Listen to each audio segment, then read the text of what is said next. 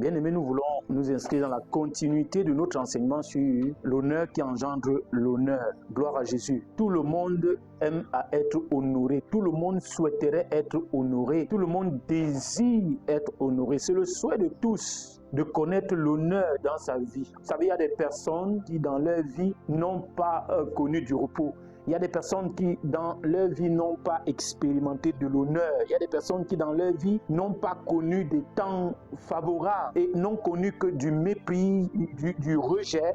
Il y a des gens comme ça qui ont connu des mésaventures douloureuses et leur âme a été affligée, leur âme a été brisée, leur âme a été blessée. Et nous rendons grâce à Dieu parce que dans cette saison, Dieu a disposé en notre faveur le Saint-Esprit pour tous ceux qui croient, pour tous ceux qui se tournent vers Dieu. Le Saint-Esprit pour venir non seulement consoler, mais aussi guérir les cœurs brisés. Jésus est venu accomplir une œuvre à la croix qui nous qualifie notre passage pour l'éternité avec Dieu. Il est venu accomplir une œuvre à la croix, l'œuvre de la rédemption, l'œuvre du rachat, qui nous qualifie pour le ciel. Mais ça ne s'arrête pas là et il nous a bénis avec la personne du Saint-Esprit. Il a dit aux disciples, je ne vous laisse pas seul, je ne vous laisse pas orphelin, je serai avec vous, je reviens, je serai avec vous. Et il parlait du Saint-Esprit, gloire à Jésus. Il parlait de la personne du Saint-Esprit. Pourquoi? Parce que l'œuvre que Jésus a accomplie à la croix nous qualifie, nous dispose à expérimenter Dieu pendant que nous sommes sur la terre, à expérimenter la présence de Dieu. Et c'est le Saint-Esprit en nous.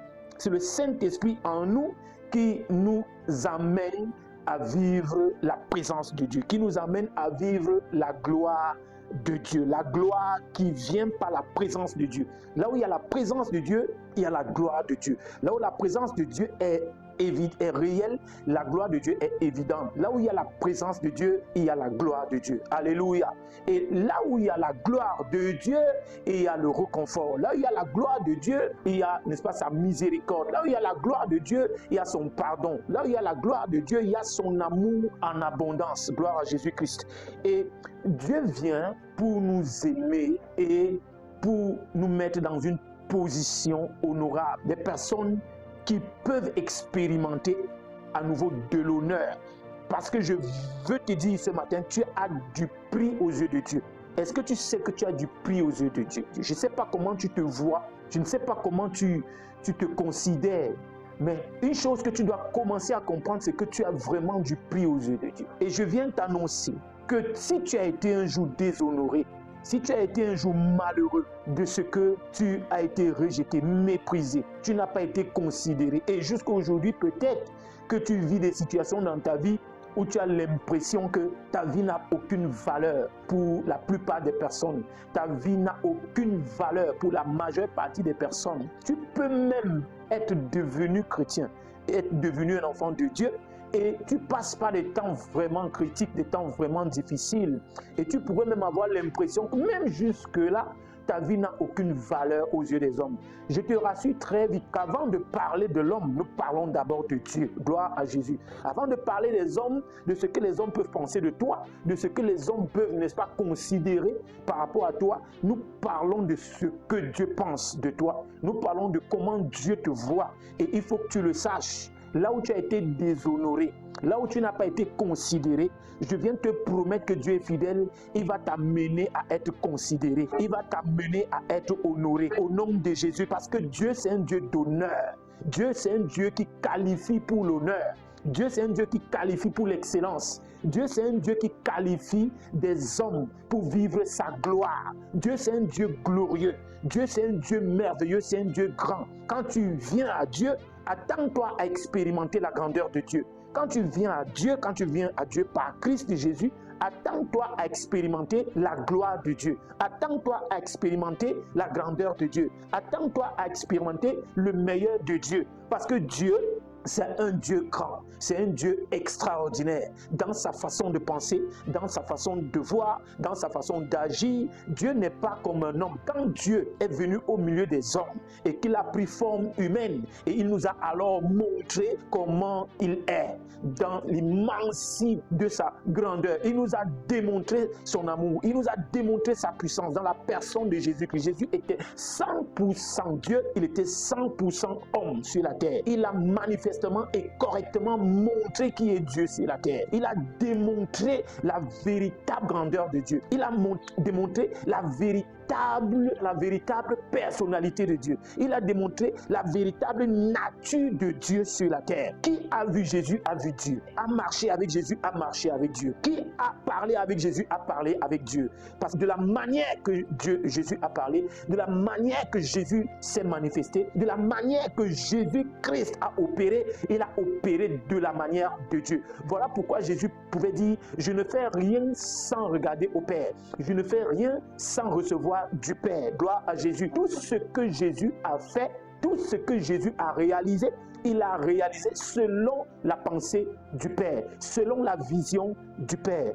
Voilà pourquoi Jésus lui-même, le Maître, est un exemple extraordinaire, un exemple exceptionnel de quelqu'un qui a marché dans les voies de Dieu, de celui qui a marché selon les voies de Dieu, selon les valeurs de Dieu, selon les principes de Dieu, et du déshonneur au milieu des hommes, il a été élevé à un rang hyper honorable. Du déshonneur qu'il a connu au milieu des hommes, du rejet, du mépris, il a connu l'élévation, il a connu la distinction. Pourquoi? À cause de ce que Jésus s'est disposé à honorer Dieu. Jésus s'est disposé à honorer celui qui l'a mandaté. Jésus s'est disposé dans sa vie à honorer celui qui l'a appelé. Jésus s'est disposé à honorer celui qui l'a positionné. Jésus s'est disposé dans sa vie, dans son ministère, à honorer celui qui l'a envoyé. Gloire à Jésus-Christ, celui qui l'a mandaté. Alors, il faut que tu saches quelque chose, c'est que pour marcher avec Dieu et expérimenter la gloire de Dieu, pour marcher avec Dieu et être honoré, l'exemple parfait, c'est Jésus-Christ. Alléluia. Donc, bien aimé, je veux que tu comprennes que pour être honoré, tu as besoin d'honorer. Pour être honoré, tu as besoin de te disposer à honorer les autres, à honorer Dieu et à honorer les autres. Pour être honoré, tu as besoin d'honorer Dieu et honorer les autres. L'honneur est l'héritage de quiconque se consacre véritablement à Dieu afin de l'honorer. L'honneur, quand Dieu parle de l'héritage dans la Bible, quand Dieu parle de l'héritage dans le Nouveau Testament, il parle aussi de l'honneur qu'il te réserve. Gloire à Jésus. L'honneur est l'héritage de quiconque se consacre véritablement à Dieu afin de l'honorer. Alors tu ne peux pas honorer Dieu si tu ne te consacres pas à être un vase d'honneur pour Dieu. Voilà pourquoi nous voulons lire rapidement dans 1 Pierre 2 à partir du verset 9 et 10. La Bible dit, vous au contraire, vous êtes une race élue, un sacerdoce royal, une nation sainte, un peuple acquis, afin que vous annonciez les vertus de celui qui vous a appelé des ténèbres à son admirable lumière. Alléluia. Vous qui autrefois n'étiez pas un peuple et qui maintenant êtes le peuple de Dieu, vous qui n'aviez pas obtenu miséricorde et qui maintenant avez obtenu miséricorde. C'est par la miséricorde de Dieu que nous avons le privilège de nous tenir comme un peuple pour Dieu. Parce que la Bible nous révèle que nous sommes par nature, avant de connaître le Seigneur, des enfants de colère dans Éphésiens 2. Nous sommes ennemis de Dieu. Avant de connaître la grâce de Dieu et la miséricorde de Dieu, nous sommes ennemis de Dieu. Avant d'entrer dans cette alliance avec Dieu par le sacrifice de Jésus, nous sommes des étrangers pour Dieu. À cause de la nature du péché en nous, nous avons été séparés de la présence de Dieu. Parce que nous avons embrassé le péché par la désobéissance du premier homme. Nous avons embrassé cette nature du péché et la mort est entrée, la séparation d'avec Dieu. Alléluia. Et c'est par la miséricorde de Dieu que nous entrons au bénéfice de cette nouvelle alliance avec Dieu. Nous qui n'étions pas un peuple pour Dieu. Le verset 10 de 1 Pierre 2 dit, nous qui n'étions pas un peuple. La Bible nous identifie dans le terme païen, nous étions des païens, donc des non-juifs de naissance, des personnes qui n'appartenaient pas au peuple de Dieu, à l'alliance que le peuple d'Israël avait avec Dieu, en Abraham. Nous n'avions pas de relation avec Dieu. Nous étions des païens. Nous sommes identifiés dans la Bible. Toute personne qui ne connaît pas Dieu, qui vient des peuples et des nations sur la terre, qui n'a pas la connaissance de Christ, il est un étranger pour Dieu. C'est un païen, c'est quelqu'un qui n'a aucune relation avec Dieu. Jusqu'à ce qu'il entre dans la miséricorde de Dieu, jusqu'à ce qu'ils embrassent la miséricorde de Dieu et reçoivent l'Esprit de Dieu. Alors à ce moment-là, il devient le peuple de Dieu par alliance. La Bible dit, vous qui autrefois n'étiez pas un peuple et qui maintenant êtes le peuple de Dieu, vous qui n'aviez pas obtenu miséricorde et qui maintenant avez obtenu miséricorde. Vous, au contraire, au verset 9, vous êtes une race élue. Vous qui ne rejetez pas la grâce de Dieu, qui n'avez pas rejeté la miséricorde de Dieu, qui avez reconnu la miséricorde de Dieu, vous qui avez embrassé la miséricorde de Dieu, vous qui avez reconnu la grâce de Dieu, la Bible dit, vous, au contraire, par rapport à ceux qui rejettent, à ceux qui méprisent la grâce de Dieu, à ceux qui rejettent la miséricorde de Dieu, vous, au contraire, vous êtes une race élue, vous êtes un sacerdoce royal, vous êtes une nation sainte, un peuple acquis, afin que vous annonciez les vertus de celui qui vous a appelé, afin que vous annonciez sur la terre. Pendant que tu vis sur la terre, le Seigneur attend de toi et il va travailler avec toi pour que tu deviennes ce vase qui va annoncer, qui va manifester, qui va démontrer les vertus de celui qui t'a appelé des ténèbres à son admirable lumière. Et c'est en cela que tu es honoré. C'est en cela que tu es honoré. Alléluia. Voilà pourquoi il dit, nous sommes un peuple spécial. Tu es une personne spéciale aux yeux de Dieu. Alléluia. Tu es un peuple spécial aux yeux de Dieu. Dieu a fait de toi quelqu'un qui doit expérimenter l'honneur. Tu es disposé à expérimenter, à vivre l'honneur. Tu es quelqu'un qui doit être honoré.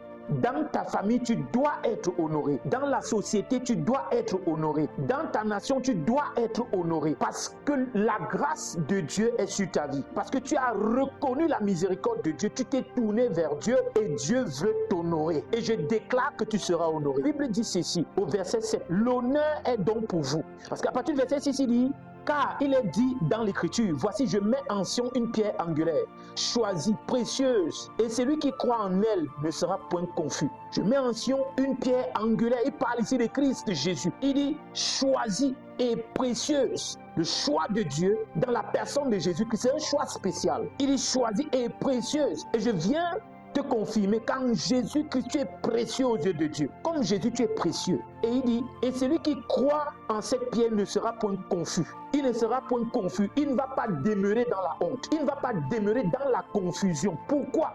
Parce qu'il y a une marque, la marque de l'honneur de Dieu sur sa vie. Il ne peut pas être confus. Tu ne peux pas être confus, quelle que soit la durée de tes situations. Écoute bien, Dieu veut que tu fasses attention à son enseignement. Dieu veut que tu fasses attention à ce qu'il a prévu pour toi, n'est-ce pas? Dieu veut que tu t'inscrives dans la réalisation de ses desseins. Dieu veut que tu comprennes exactement son plan pour ta vie. Pourquoi? Parce qu'il veut t'honorer. Il dit, tu ne seras point confus. Tu ne vas pas demeurer dans la confusion. Et je déclare que tu ne demeureras pas dans la confusion. Il dit, tu ne vas pas demeurer dans la confusion. Pourquoi? Parce que l'honneur, la marque de l'honneur est sur ta vie. Amen. Tu dois être honoré. Il dit, l'honneur est donc pour vous qui croyez. Mais pour les incrédules, la pierre qu'ont rejetée ceux qui bâtissaient est devenue la principale de l'angle.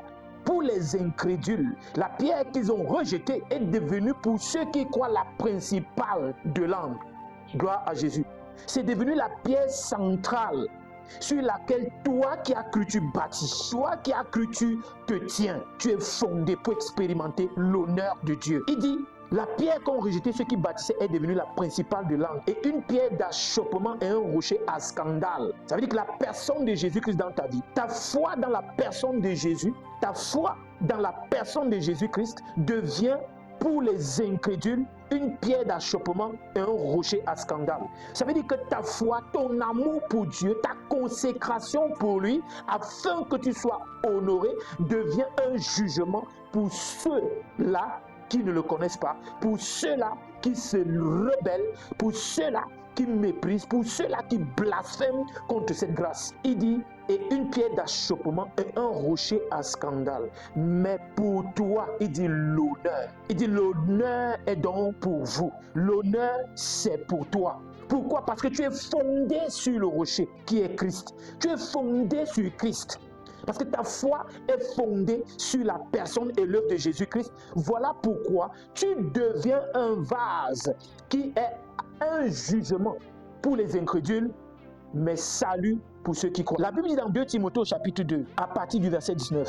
2 Timothée chapitre 2, à partir du verset 19. Néanmoins, le solide fondement de Dieu reste debout, avec ses paroles qui lui servent de sceau. Le Seigneur connaît ce qui lui appartient. Ce n'est pas le fait de remplir des salles, ce n'est pas le fait de remplir les églises qui fait quelque chose à Dieu.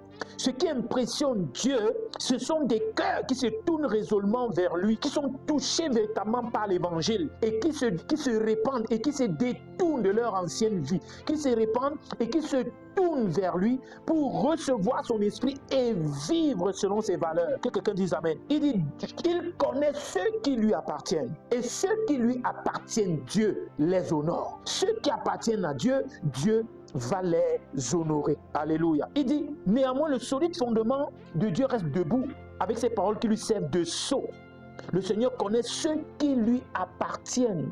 Et quiconque prononce le nom du Seigneur qui s'éloigne de l'iniquité. Tous ceux qui prononcent le nom du Seigneur, tous ceux qui prétendent lui appartenir, qu'ils se détournent du mensonge, qu'ils se détournent du faux, qu'ils se détournent de la tromperie, de la séduction du diable, qu'ils se détournent de l'iniquité, qu'ils se détournent de la ruse, qu'ils se détournent de l'iniquité, qu'ils acceptent d'être vrais, qu'ils acceptent de fonctionner dans le vrai, qu'ils acceptent de fonctionner dans la vérité. Il dit, il connaît son église, il connaît ceux qui lui appartiennent. Dans Matthieu 16, il dit, je bâtirai mon église. Il dit, je bâtirai mon église. Il connaît ceux qui lui appartiennent. Ceux qui lui appartiennent vivent pour l'honorer. Ceux qui appartiennent sont des vases pour l'honorer. Ceux qui appartiennent se disposent à devenir des vases d'honneur pour l'honorer. Et tu ne peux pas honorer Dieu et demeurer dans le déshonneur. Tu ne peux pas vivre pour honorer Dieu et demeurer dans le déshonneur. Il dit, néanmoins, il dit, le Seigneur connaît ceux qui lui appartiennent et quiconque prononce le nom du Seigneur qui s'éloigne de l'iniquité. Dans une grande maison, il n'y a pas seulement des vases d'or. Dans une grande maison, il n'y a pas seulement des vases d'or. Il dit, il n'y a pas seulement des vases d'or et d'argent, mais il y en a aussi de bois et de terre. Les uns sont des vases d'honneur. Ici, on parle des vases d'or et d'argent, des vases d'honneur. Et les autres sont d'un usage vil. Les autres sont d'un usage comment? D'un usage vil. Ça veut dire que les vases d'or et d'argent, ici, symbolisés par les matières or et argent, ici, nous révèle que ce sont des vases, ce sont des personnes consacrées dans leur vie pour honorer Dieu. Des personnes consacrées pour que Dieu soit honoré dans leur vie. Des personnes consacrées pour que Dieu soit honoré par leur témoignage. Et des vases d'un usage vil sont des vases qui sont là comme on en a aujourd'hui, comme il y en a dans l'église. Des personnes qui ne vivent pas pour Dieu, qui ne vivent pas pour glorifier Dieu, qui ne vivent pas pour honorer Dieu. Il y a des personnes comme ça qui vivent non pour honorer Dieu, mais pour leur propre intérêt.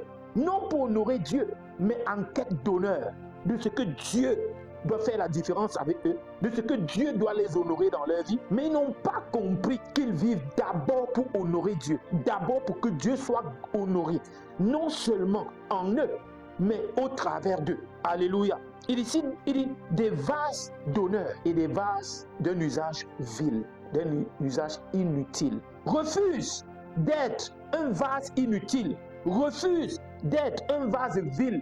Refuse d'être un vase rempli de fausseté, rempli de ruse. Refuse d'être un vase qui est dans la maison de Dieu et qui ne sert à rien. Refuse d'être un vase qui est dans, n'est-ce pas, l'église et qui ne sert à rien à Dieu. Refuse d'être ce vase qui est dans une assemblée et qui ne sert à rien à Dieu. Refuse d'être ce vase qui est rempli d'amertume, qui est rempli de cupidité, qui est rempli de fausseté, qui est rempli de choses qui n'honorent pas Dieu. Mais accepte que le Saint-Esprit te travaille, accepte que le Saint-Esprit te bouge, accepte que le Saint-Esprit travaille en collaboration avec toi pour te renouveler, pour que tu deviennes un vase d'honneur pour Dieu. Écoute bien, nous tous, nous sommes appelés à devenir des des vases d'honneur pour Dieu, mais il y en a qui font délibérément le choix de demeurer des vases vils, des vases inutiles, des vases qui ne servent à rien à Dieu. Comme cet arbre, n'est-ce pas, que Jésus vient et maudit. Pourquoi? Parce qu'il ne portait pas du fruit.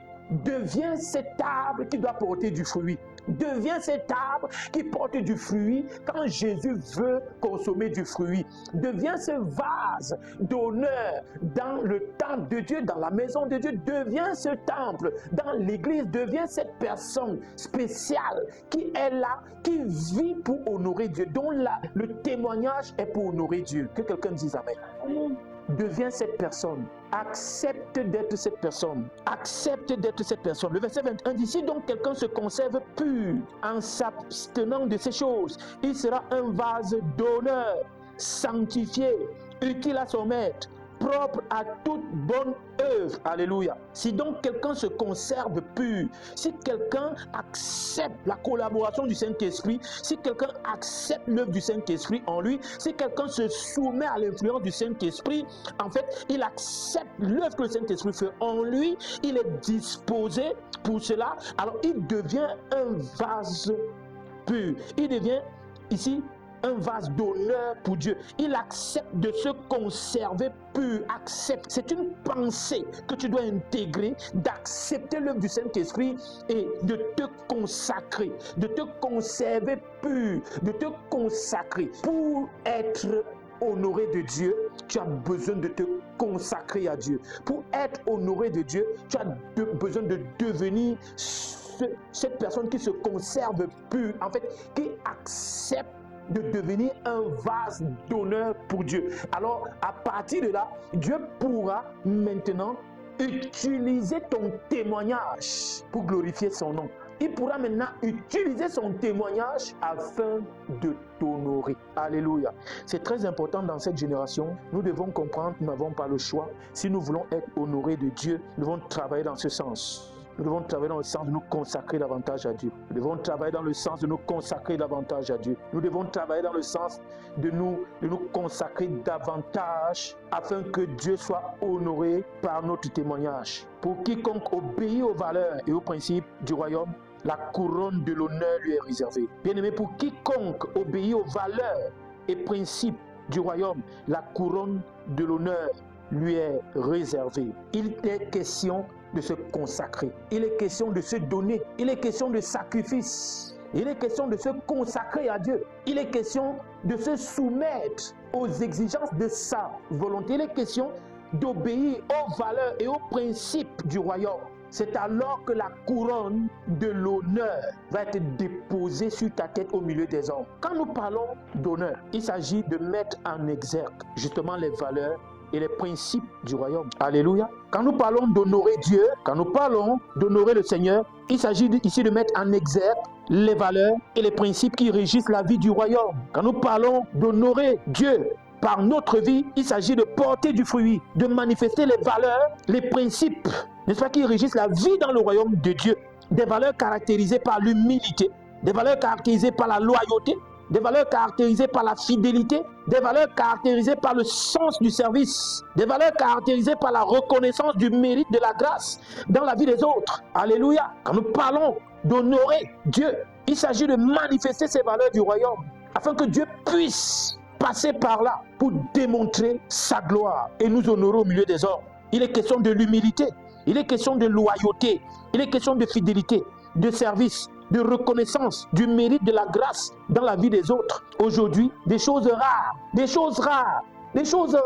dans la pratique de la vie chrétienne, des choses rares dans la pratique de la vie de ceux-là qui prétendent marcher avec Dieu. Des choses rares dans nos vies. Aujourd'hui, des choses rares dans nos vies. Cette manière de marcher avec Dieu, où nous mettons en exergue, n'est-ce pas, les fruits de l'esprit, où nous mettons en exergue les valeurs du royaume.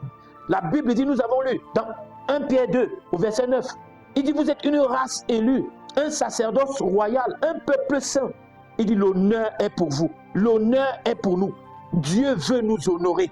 C'est facile de lire. C'est facile de lire simplement l'honneur est pour vous, l'honneur est pour vous. Nous voulons expérimenter l'honneur de Dieu, mais l'honneur de Dieu demeure loin de nous.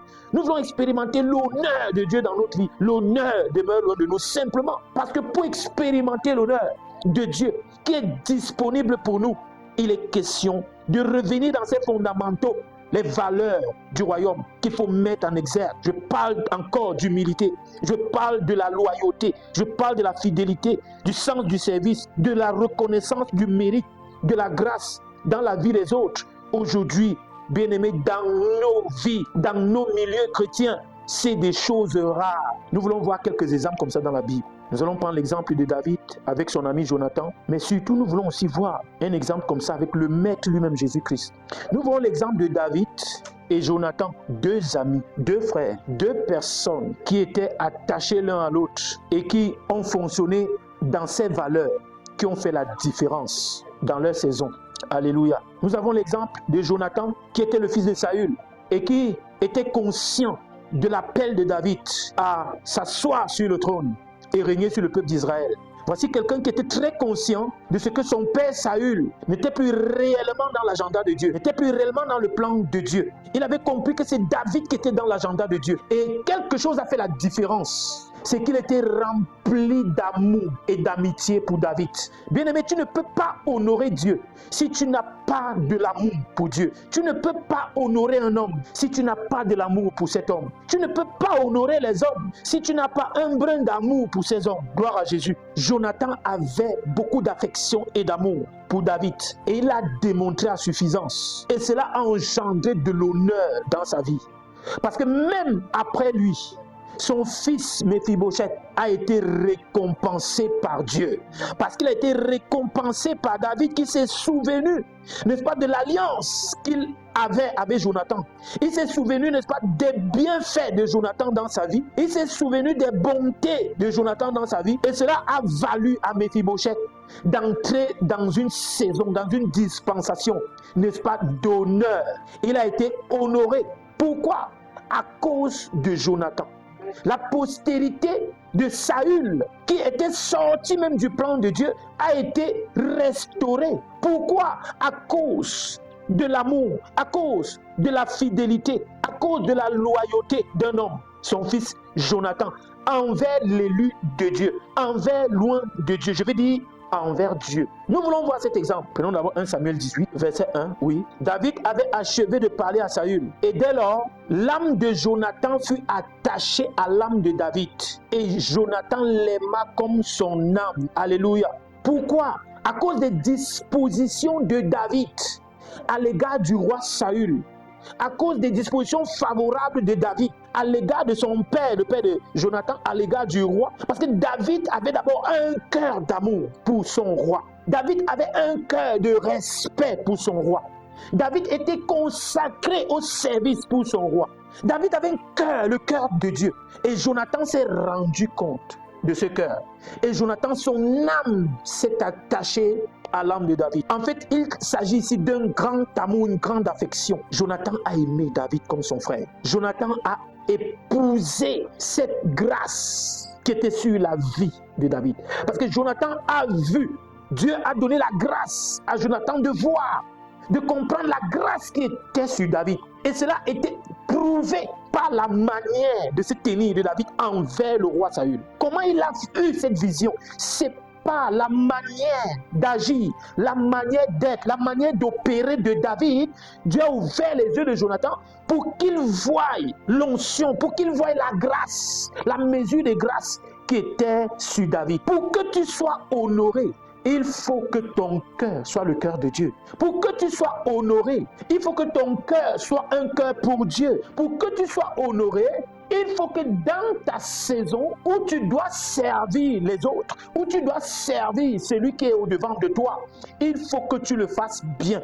Il faut que tu le fasses de manière convenable. Il faut que tu le fasses de la manière de Dieu. C'est alors que les autres vont voir la grâce qui est sur ta vie, vont reconnaître, n'est-ce pas, l'amour de Dieu, la grâce qui est sur ta vie, et vont en retour t'honorer. Voici David, un gars qui était sérieux avec Saül à cause de son amour pour Dieu. Voici un gars qui était sérieux avec son roi, dans son service. dans son amour pour le roi. Et ça a permis à ce que Dieu touche le cœur de Jonathan, qui a aussi considéré la grâce qui était sur la vie de David. L'honneur répond à l'honneur et l'honneur engendre l'honneur. Alléluia. Si tu honores celui qui est devant toi, celui qui est derrière toi va t'honorer. Si tu honores les autres aussi après toi vont t'honorer. Si tu honores celui qui est chef, celui qui dirige devant toi, ne t'inquiète pas. Celui qui doit être dirigé par toi va t'honorer. Gloire à Jésus. Et je viens même te dire que s'il arrivait qu'il ne t'honore pas, si toi tu as honoré les autres, alors Dieu va restaurer ta situation. Alors Dieu va restaurer ta position. Alors Dieu va t'honorer au temps convenable. Dieu le fera d'une manière ou d'une autre. Pourquoi? Parce que tu as sémé la graine de l'honneur et tu dois récolter de l'honneur. Alléluia. C'est clair, la loi de la sémence ne trompe pas, ça ne ment pas, ça ne ment pas. Le verset dit quoi? Genèse 8, verset 22 dit: tant que la terre subsistera, les semailles et la moisson, le froid et la chaleur, l'été et l'hiver, le jour et la nuit ne cesseront point. En d'autres termes, nous pouvons dire, tant que la terre subsistera, la loi de l'honneur subsistera. En fait, parce qu'il est question d'une sémence. Et la Bible dit, on ne se moque pas de Dieu. Ce que l'on sème, c'est ce qu'il moissonnera. Galates 6, verset 7 dit, ne vous y trompez pas, on ne se moque pas de Dieu. Ce qu'un homme aura sémé, il le moissonnera aussi. Alors aussi longtemps que la terre durera, et la loi, n'est-ce pas, de la sémence et de la moisson, nous pouvons dire aussi longtemps aussi, la loi de l'honneur prévaudra. Pourquoi? Si tu sèmes de l'honneur, tu recevras de l'honneur. Voilà pourquoi David, dans sa posture avec le roi, a influencé positivement le cœur de Jonathan. Et Jonathan s'est donné à David. Dans une amitié parfaite, il s'est donné à David. Nous voyons cela aussi par exemple dans Jérémie 33 au verset 20. Ainsi parle l'Éternel, si vous pouvez rompre mon alliance avec le jour et mon alliance avec la nuit, en sorte que le jour et la nuit ne soient plus en leur temps, alors aussi mon alliance sera rompue avec David mon serviteur. En réalité, dans cette alliance entre Dieu et David, le Seigneur veut montrer que rien ne peut rompre cette alliance. C'est une alliance parfaite. C'est une amitié parfaite. Voilà pourquoi dans le livre de Genèse, il dit aussi longtemps que durera la terre et la loi de la sémence et de la moisson. De la même manière, aussi longtemps que Dieu a fait alliance avec un homme, personne ne peut briser cette alliance. Et aussi longtemps que l'homme s'inscrit, n'est-ce pas, dans la volonté de ce Dieu, aussi longtemps que l'homme s'attache à Dieu pour expérimenter cette alliance, pour mettre en pratique les termes de cette alliance, nous parlons des valeurs du royaume. Nous parlons de ce qui relève de la volonté de Dieu. Aussi longtemps que toi et moi, nous allons nous inscrire dans cette logique de pratiquer les voies de Dieu, la volonté de Dieu, de s'aimer de l'honneur dans la vie des autres, de s'aimer de l'honneur dans notre relation avec Dieu, dans notre marche avec Dieu. Aussi longtemps que nous allons mettre en exergue la sémence de l'honneur, alors nous recevrons de l'honneur. Alors nous serons récompensés par Dieu lui-même. Nous serons honorés de Dieu lui-même. Je te promets ce matin, bien-aimé, il y a un temps pour s'aimer et il y a un temps pour moissonner. Il y a un temps pour s'aimer et il y a un temps pour récolter. Alors si tu as sémé de l'honneur, même si tu as l'impression qu'il n'y a pas de retour, même si aux yeux des hommes tu ne vois pas de retour, même si aux yeux des hommes tu ne vois que du mépris, même si aux yeux des hommes tu ne vois que de l'oubli, je te promets qu'un seul n'oublie pas, c'est Jésus-Christ. Je te promets que le seul qui n'oublie pas, c'est Jésus-Christ. Nous voyons ça dans l'histoire de David et Jonathan. Nous voyons Jonathan a aimé David. Parce que Dieu l'a ouvert les yeux et il a vu le cœur de David. Et il a embrassé les valeurs qui caractérisaient la vie de David auprès même de son père. Voilà pourquoi par la suite, même quand Saül a essayé de porter atteinte à la vie de David, nous voyons comment Jonathan s'est levé pour défendre David. Pourquoi? Parce que justement, il a décidé d'honorer à son alliance d'amour avec David. Nous voyons cela dans 1 Samuel 19. La Bible dit, Saül parla à Jonathan, son fils, et à tous ses serviteurs, de faire mourir David. Mais Jonathan, fils de Saül, qui avait une grande affection pour David, l'en informa et lui dit, Saül, mon père cherche à te faire mourir. Sois donc sur tes gardes demain matin. Reste dans un lieu retiré et cache-toi. Si nous allons rapidement au verset 4, la Bible dit, Jonathan parla favorablement de David à Saül, son père. Pourquoi? Il a essayé de défendre la cause juste. Il s'est érigé contre l'injustice. Il s'est levé pour défendre la justice. Mais bien aimé, aujourd'hui dans l'église, ce n'est plus le cas. Nous devons revenir à l'honneur. Nous devons revenir au sens de l'honneur dans l'église. De défendre la cause qui est juste. De défendre la cause qui est noble. De défendre la justice et non l'injustice. Nous voyons cela au sein même des familles. D'aucuns défendre ce qui est injuste. D'aucuns défendre l'injustice. D'aucuns défendre l'indéfendable.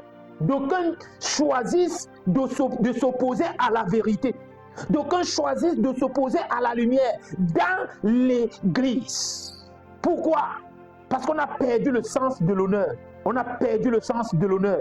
On a perdu des valeurs comme la fidélité, la loyauté. On a perdu des valeurs comme la reconnaissance du mérite de la grâce de quelqu'un. On a perdu ces choses. Je te rassure tout de suite, le Seigneur veut que l'Église rentre à ses valeurs. Le Seigneur veut que l'Église rentre à ses fondamentaux. Gloire à Jésus. 1 Samuel 20. Et nous allons voir, encore dans cette lecture, la marque de l'honneur dans la vie de Jonathan, dans sa relation d'alliance avec David. La marque de l'honneur par des éléments tels que la fidélité, la loyauté, l'amour. À partir du verset 1, j'ai lu au nom de Jésus. David s'enfuit de Najoth, près de Rama. Il alla trouver Jonathan et dit, qu'ai-je fait? Quel est mon crime? Quel est mon péché aux yeux de ton père pour qu'il en veuille à ma vie? Jonathan lui répondit, loin de là, tu ne mourras point.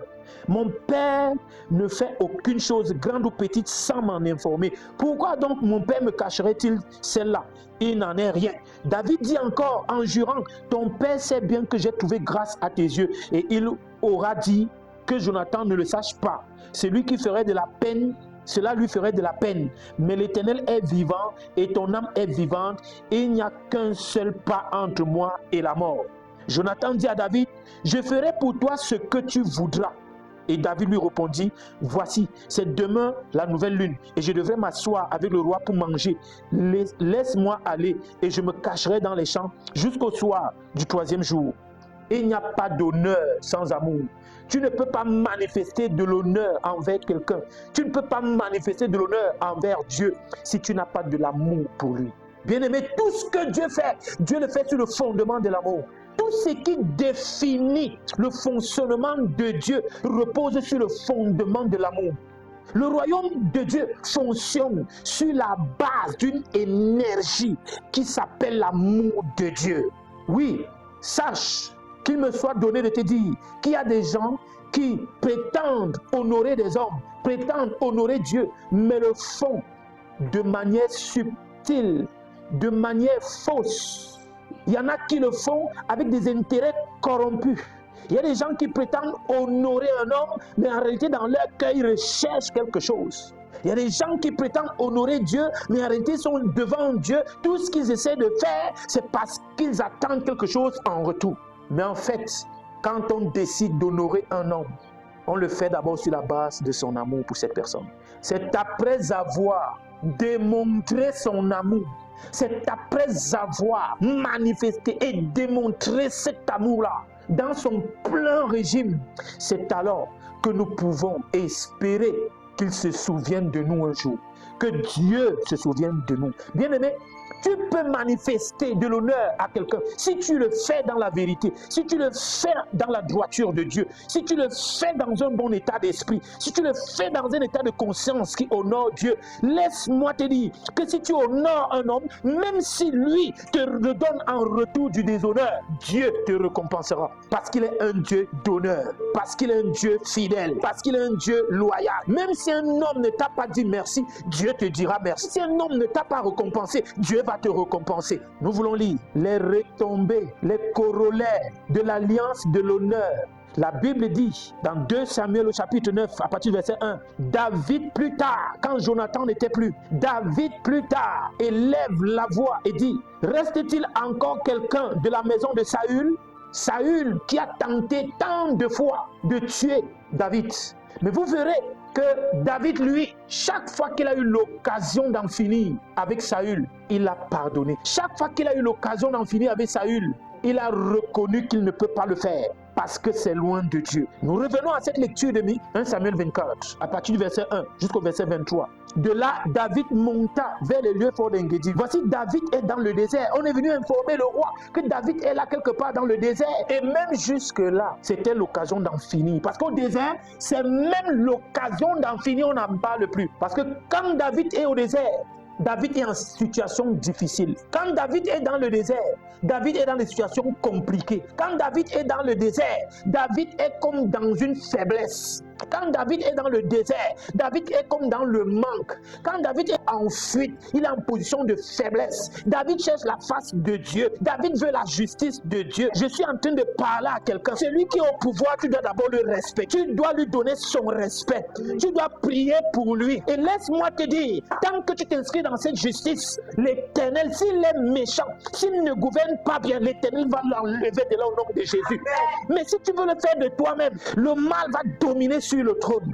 Le mal va monter dans le cœur de celui qui gouverne et il va continuer de mal gouverner. Et ce ne sera pas de sa faute, ça sera de ta faute. Pourquoi? Parce que tu n'as pas prié pour lui, parce que tu n'as pas intercédé pour lui, parce que tu n'as pas apporté ta contribution pour que ça marche. Mais tu t'es tenu en juge, tu t'es tenu en juge pour condamner. Tu as cru que le changement viendrait par la rébellion, tu as cru que le changement viendrait par la critique, tu as cru que le changement viendrait par des murmures, tu as cru que le changement viendrait par la révolte, mais ça n'a pas marché. Tu as cru que le changement viendrait par tes efforts, par tes pensées, par tes raisonnements, par ton intellect. Ça ne viendra pas comme ça. Ça viendra par la prière. Ça viendra par ton amour pour celui qui règne, pour celui qui gouverne, pour celui qui dirige. Ton amour pour lui. David a eu des occasions. Il a eu des occasions de traiter le problème de Saül, mais il ne l'a pas fait. Il ne l'a pas fait. Il s'est toujours tenu sur la justice de Dieu. Il s'est toujours tenu sur l'amour de Dieu. Il a pratiqué la volonté de Dieu et Dieu a fini par l'enlever du pouvoir et établir le roi qui doit être. Je ne sais pas si tu es en train d'entendre ma voix. Je ne sais pas si tu es en train d'entendre le son de ma voix, mais je viens te dire ce matin que l'honneur engendre l'honneur. L'honneur engendre l'honneur. Honore celui qui est sur le trône. Honore celui qui règne. Honore celui qui dirige. Honore celui qui est devant toi. Honore ton semblable et tu verras au temps convenable. La justice de Dieu va se manifester. Tu seras honoré. La justice de Dieu va se manifester et il va honorer son nom au travers de toi. Bien-aimé, je viens te dire, toi qui m'écoutes, toi qui écoutes le son de ma voix, toi qui espères t'asseoir sur le trône, toi qui fais de la politique dans cette nation, oui, je suis venu te dire, dans cet enseignement, je suis venu te présenter la sagesse de Dieu. Je suis venu te dire, tu as le droit d'espérer, tu as le droit de vouloir t'asseoir sur le trône et de régner, tu as le droit de vouloir, si tu as l'appel pour diriger, c'est vrai, mais je t'en conjure, exploite la sagesse de Dieu, exploite la sagesse de Dieu. Je prie pour que le politique exploite la sagesse de Dieu. Je prie pour que le commun des mortels exploite la sagesse de Dieu. C'est pas la sagesse de Dieu que le trône est affermi. C'est pas la justice que le trône est affermi. C'est pas la sagesse que tu vas arriver sur le trône. C'est pas la sagesse que tu vas être établi sur le trône. Et c'est pas la justice et la sagesse que tu vas demeurer sur le trône. Bien aimé, quand on parle de sagesse, on parle d'amour. Quand on parle de sagesse, on parle d'honorer le roi. On parle d'honorer celui qui dirige. On parle de reconnaître sa grâce. On parle de reconnaître ses mérites, pas seulement ses faiblesses, mais ses capacités à bien faire. De reconnaître ce qu'il fait de bien, de reconnaître ce qu'il peut même encore faire de bien. On parle de prier pour lui, on parle de le soutenir, mais on parle aussi de prier dans la justice. S'il n'est plus de Dieu, il ne sera plus là. S'il n'est plus de Dieu, il ne sera plus là. La condition que tu fasses ce que tu as à faire selon la sagesse de Dieu, selon la justice de Dieu. Bien-aimé, que sais-tu? Que sais-tu de l'action de Dieu Que sais-tu de la puissance de Dieu? Que sais-tu de la puissance du Saint-Esprit à l'œuvre quand tu fais la volonté de Dieu? Si tu te tiens sur l'honneur, si tu te tiens sur la pensée, la vérité de Dieu, que sais-tu de ce que Dieu peut faire? Et je te promets qu'il peut le faire. Il peut toucher le cœur du roi et le roi peut décider que les choses changent. Il peut toucher le cœur du roi, il peut toucher le cœur du roi, il peut toucher le cœur du dirigeant, il peut toucher le cœur de ceux qui dirigent, il peut les amener à la repentance, il peut les amener à se retirer. Dieu peut le faire. David dit, reste-t-il encore quelqu'un de la maison de Saül pour que je lui fasse du bien à cause de Jonathan? À cause de Jonathan, bien-aimé, je suis venu parler à un politique, je suis venu parler à un homme qui doit diriger cette nation, je suis venu parler à quelqu'un qui aspire à diriger cette nation, je suis venu parler à celui qui dirige cette nation, je suis venu te parler de la justice de Dieu, je suis venu te parler de l'amour de Dieu, je suis venu te parler de l'honneur. Écoute bien, bien-aimé, c'est possible de laisser à la postérité qui vient un Cameroun nouveau, c'est possible de laisser à la postérité qui vient un Cameroun meilleur, même s'il y a eu des limites, même s'il y a eu des failles, c'est encore possible de faire mieux, c'est encore possible de laisser à cette jeunesse, à cette postérité, un Cameroun meilleur, avec des perspectives meilleures. Bien-aimé, c'est encore possible. Reste-t-il encore quelqu'un de la maison de Saül pour que je lui fasse du bien à cause de Jonathan? À cause de toi, l'Éternel va se souvenir de cette nation. À cause de toi, l'Éternel va se souvenir de ta famille. À cause de toi, l'Éternel va se souvenir de tes enfants. À cause de toi, l'Éternel va opérer de grands changements. À condition que tu comprennes le principe de l'honneur, parce que l'honneur engendre l'honneur. L'honneur engendre l'honneur. L'honneur enfante l'honneur. Bien-aimé, sème l'honneur et tu vas moissonner de l'honneur. Bien-aimé, travaille pour s'aimer de l'honneur et tu vas moissonner de l'honneur. Il y avait un serviteur de la maison de Saül nommé Tiba que l'on fit venir auprès de David. Le roi lui dit, es-tu Tiba? Et il répondit, ton serviteur. Le roi dit, n'y a-t-il plus personne de la maison de Saül? Ah, le roi est en train de parler, il ne dit pas, n'y a-t-il plus personne de la maison de Saül? Il n'est pas en train de dire la maison de Jonathan, il parle même de la maison de son ennemi, il parle même de la maison de son ennemi. Il veut bénir la maison de son ennemi, il veut bénir la race de son ennemi, il veut bénir la maison de son ennemi. Mais pourquoi? Parce qu'il y a eu quelqu'un dans cette maison qui a fait la différence, parce qu'il y a eu quelqu'un dans cette maison qui s'est tenu pour Dieu, parce qu'il y a eu quelqu'un dans cette maison qui a aimé Dieu, parce qu'il y a eu quelqu'un dans cette maison qui a aimé son pasteur, parce qu'il y a eu quelqu'un dans cette maison qui a aimé son dirigeant, parce qu'il y a eu quelqu'un dans cette maison qui a aimé David selon Dieu. N'y a-t-il plus personne de la maison de Saül pour que juge envers lui de la bonté de Dieu?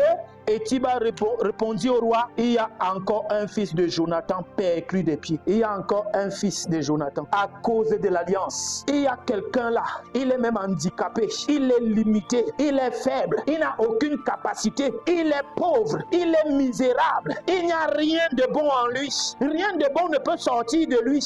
Il vit dans la honte, il vit dans la confusion, il est limité, il est bloqué, il est paralysé. Et Dieu est en train de demander, il n'y a pas dans ce pays, il n'y a pas dans cette famille quelqu'un que je peux bénir, quelqu'un que je peux élever, quelqu'un que je peux honorer? La réponse est évidente. Dieu dit, je cherche quelqu'un qui se tienne à la brèche. Dieu dit, je cherche quelqu'un pour faire la différence. Je dis, à cause de toi, Dieu va changer les choses. Je dis, à cause de toi, Dieu va bénir tes enfants. Je dis, à cause de ta foi, à cause de ton amour pour Dieu, à cause de ton amour pour la vision, à cause de ton amour pour une vision, à cause de ton amour pour un leader, à cause de ton amour pour un pasteur, à cause de ton amour, ta solidarité, ton attachement, ton affection, ton service, à cause de ta fidélité, à cause de ta loyauté, à cause de ton sens de l'honneur, Dieu se souviendra de toi, Dieu se souviendra de ta famille, se souviendra de toi, Dieu se souviendra de tes enfants. Le roi lui dit, où est-il? C'est comme ça que Dieu te cherche, c'est comme ça que Dieu cherche quelqu'un quelque part. Il est où pour que je le bénisse?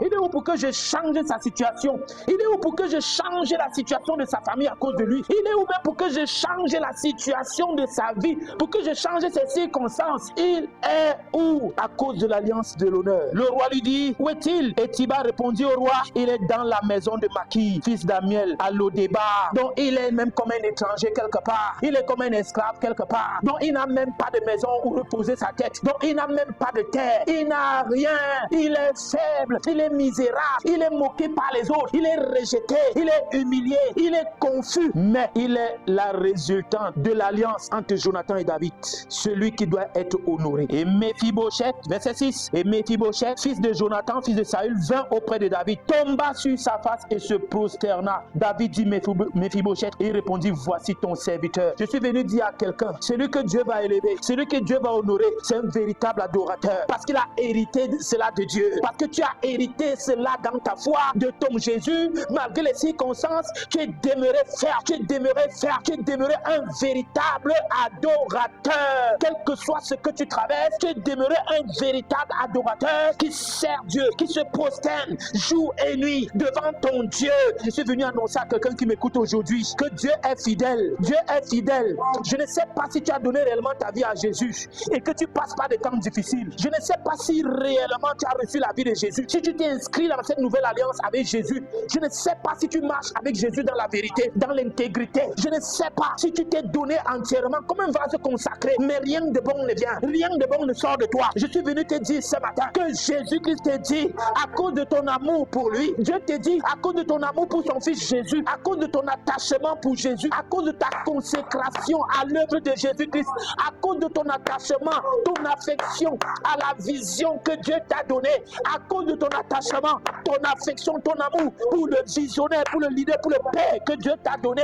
Je suis venu te dire ce matin que Dieu te promet qu'il veut te faire du bien. Il te dit ne crains point car je vais te faire du bien. Il te dit à toi bien-aimé, à cause de Jésus, Dieu va te faire du bien. Je ne sais pas ce que tu as perdu, je ne sais pas ce qui te manque, je ne sais pas dans ce désert, je ne sais pas ce dont tu souffres, mais il est en train de te dire quelque chose ce matin. À toi qui m'écoutes quelque part, qui entend le son de ma voix, il est en train de te dire quelque chose ce matin. Bien-aimé, le verset 8, il se prosterna et dit, qu'est-ce ton serviteur pour que tu regardes un chien mort tel que moi? Le roi appela Siba, serviteur de Saül, et lui dit, je donne au fils de ton maître tout ce qui appartenait à Saül et à toute sa maison.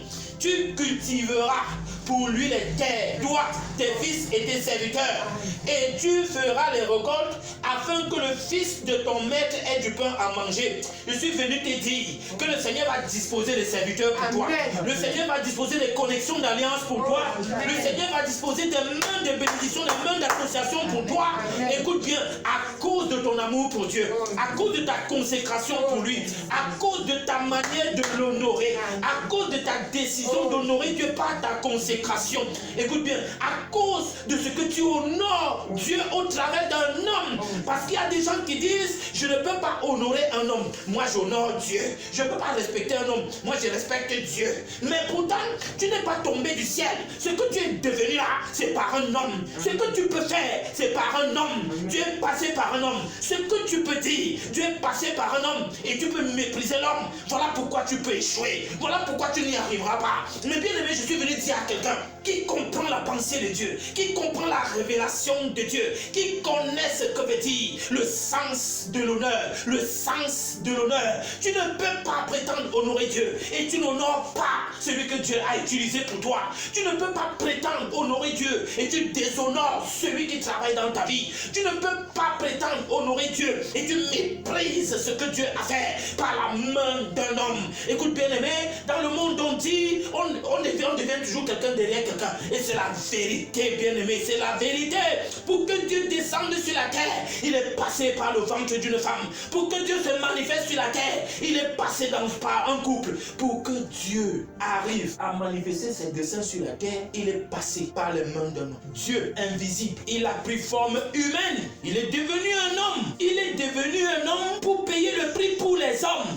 Il est devenu un homme pour manifester la vision de Dieu sur la terre. Il est devenu un homme qui a travaillé pour le salut des hommes. Dieu suscitera des personnes pour ton nom de Jésus. Amen. Dieu suscitera des personnes, hommes de Dieu. Toi qui m'écoutes, toi qui souffres, toi qui passes par des temps difficiles, toi qui es au désert, écoute bien, le Seigneur va susciter, il va susciter une connexion d'alliance. La Bible dit, c'est lui qui suscite de l'Orient, de l'Occident, une aide de destinée. C'est lui qui suscite ce pas un homme, il suscite pour toi. Il suscite pour toi. Je dis, ta saison est arrivée. Amen. Je dis, ton temps est arrivé. Amen. Il suscite quelqu'un pour toi. Il suscite des personnes pour toi. Et tu ne vas pas comprendre ce que Dieu fait. Parce que quand Dieu agit, Dieu commence à opérer. Quand c'est ta saison, tu ne peux pas comprendre ce que Dieu fait. Il dit au roi, ton serviteur fera tout ce que le roi, mon Seigneur, ordonne à son serviteur. Et Méphibosheth mangea à la table de David comme l'un des fils du roi. C'est ce qui t'attend au nom de Jésus. La Bible dit, et Méphibosheth mangea à la table de David comme l'un des fils du roi. Ça veut dire que Méphibosheth a commencé à expérimenter la gloire de Dieu. Il a commencé à expérimenter les honneurs. Là où il a été déshonoré, là où on ne pouvait pas imaginer qu'il pouvait arriver, il est arrivé. Là où on ne pouvait pas penser qu'il pouvait entrer, il est entré. Parce qu'il était à la table du roi. Parce qu'il était à la table du roi. Alléluia. La Bible au verset 12. Méphibosheth avait un jeune fils nommé Mika. Et tous ceux qui demeuraient dans la maison de Thiba étaient serviteurs de Méphibosheth. Méphibosheth habitait à Jérusalem, car il mangeait toujours à la table du roi. Il était boiteux des deux pieds. Au-delà de tes limites, au-delà de tes manquements, au-delà que tu as des limites, je suis venu te dire la prophétie de Dieu sur ta vie ce matin. Toi qui m'écoutes, toi qui es en train de m'écouter, homme de Dieu ou simple croyant, je le sais, je t'affirme que tu es un élu de Dieu. Je te dis que tu as une place précieuse aux yeux de Dieu. Je te dis que tu es précieux aux yeux de Dieu. Je te dis que Dieu veut que tu demeures simplement là où il est. La Bible dit Méphibosheth habitait à Jérusalem. Ça veut dire demeurer dans la présence de Dieu. Demeure seulement dans la présence de Dieu et tu auras toujours le meilleur de Dieu. Demeure toujours dans la présence de Dieu. Il veut que tu demeures là où il est. Il veut que tu demeures dans sa présence. Il veut que tu demeures dans l'intimité, dans sa présence. Et tu vas manger les meilleures productions du pays. Comme Esaïe 1:19 dit, tu vas manger les meilleures productions du pays si tu demeures dans sa présence, si tu écoutes sa parole, si tu écoutes ses enseignements et si tu mets en pratique ses valeurs. Si tu portes du fruit, bien je suis venu te dire que tu vas manger les meilleures productions du pays. Que Dieu va te faire entrer là où tu ne peux pas penser que tu peux entrer. Que Dieu va te faire asseoir là où tu ne peux pas imaginer. Que Dieu va t'utiliser pour sauver des âmes. Tu vas t'utiliser pour sauver des âmes. La Bible dit dans le livre de Jérémie, si tu sépares ce qui est précieux de ce qui est vil, alors ta bouche sera sa bouche. Je suis venu dire à quelqu'un, sois consacré à Dieu comme jamais dans cette saison. Sois consacré à Dieu comme jamais. Sois un vase d'honneur pour Dieu. Deviens la bouche de Dieu. Sépare de ta vie ce qui est vil de ce qui est précieux. Ne sois pas de cette catégorie de méprisants. Ne sois pas de cette catégorie d'ingrats de cette saison. Ne sois pas de cette catégorie de ceux qui se perdent, mais sois de cette catégorie de faire le reste. Sois de cette catégorie de Méphibosheth qui a déjà été oublié, qui a déjà été rejeté, qui a été trahi, qui a été abandonné. Mais sois de cette génération à cause de ton alliance avec Jésus, à cause de l'alliance de Jonathan. Méphibosheth a été élevé. Je te déclare, reste dans la présence de Dieu, reste dans l'amour de Dieu, reste dans l'intimité avec Dieu, reste à Jérusalem et tu mangeras les meilleures productions du pays et tu expérimenteras l'honneur de Dieu. L'honneur que Dieu a préparé pour toi dans cette saison, dans cette nation, dans ta famille. Reste ici, reste à Jérusalem, reste dans l'intimité, reste fidèle, reste loyal. Apprends ces choses, manifeste ces choses et l'honneur est ta portion. Au nom puissant de Jésus. Au nom puissant de Jésus. Au nom puissant de Jésus.